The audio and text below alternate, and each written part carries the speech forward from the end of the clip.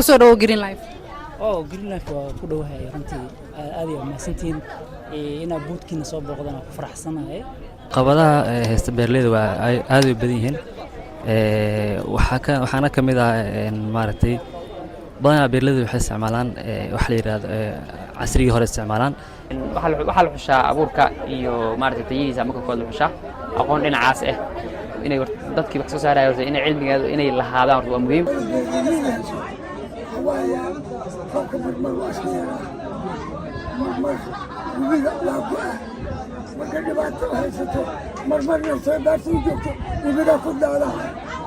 maanta waxa uu isbaldagaynaa maalinta cuntada adduunka iyo maalinta beerleyda Soomaaliyeed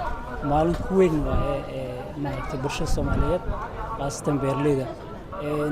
sida ognahay